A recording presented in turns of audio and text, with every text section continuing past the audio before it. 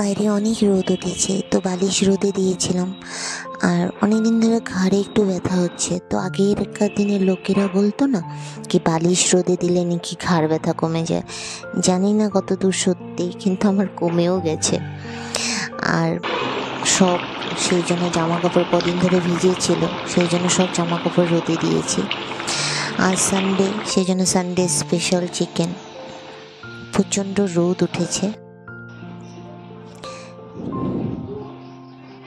এই দেখুন টুকটুকি শুদ্ধ বাইরে যাবে, বাইরে গিয়ে বিড়াল আর কুকুরের সাথে খেলা করবে,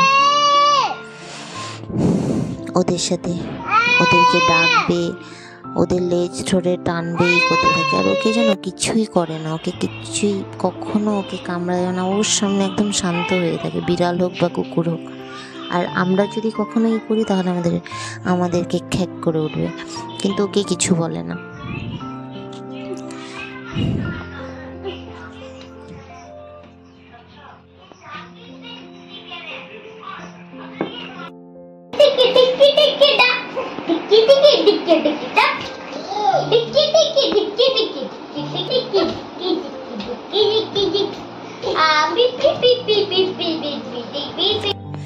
এই দেখুন আবার বৃষ্টি শুরু হয়ে গেছে, মানে এক্ষুনি রোদ আবার বৃষ্টি, মানে ঠিক মতো কিছু রোদেও দিতে পারছি না, আবার বৃষ্টিতে আবার সব ভিজে যায়, সেই জন্য সেখানে রোদে দিয়ে বসে থাকতে হয়। এই দেখুন আমি কয়েকটা সিঁড়ির কাছে গাছ লাগিয়েছি। এই গাছগুলো না আপনার রোদ না দিলেও এই গাছগুলো বেঁচে যায়, এদের শুধু জল লাগে। মাটিতেও আপনার একটু একটু জল দিতে হবে, রোজ অল্প করে জল দিলেই এরা মরবে না, বেঁচে থাকবে। আর এই প্ল্যানগুলো খুব ভালো, এই প্ল্যান ঘরে থাকলে অ্যাকচুয়ালি পয়সা পাতি আসে, খুব মঙ্গল হয়। আর এটা কি প্ল্যান আমি জানি না, অ্যাকচুয়ালি আমি গাছ এত পছন্দ করি, যদি কিছু ভালো লাগে নিয়ে আসি। এই গাছটার নামটা ঠিক জানি না কি গাছ। আর এটাও হচ্ছে এক রকমের মানি প্ল্যান, এটাও ঘরে রাখলে খুব মঙ্গল, জানেন তো। এটা ঘরে রাখলে আপনাদের পয়সা পাতি খুব হবে।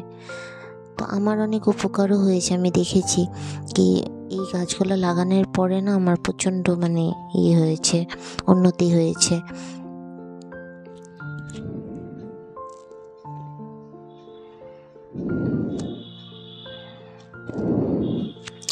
আর এই প্ল্যানটাও যে আছে, এটাকে কি জেড প্ল্যান না কি বলে, তো এই প্ল্যানটাও খুব ভালো, এটাও মানির জন্য খুব ভালো।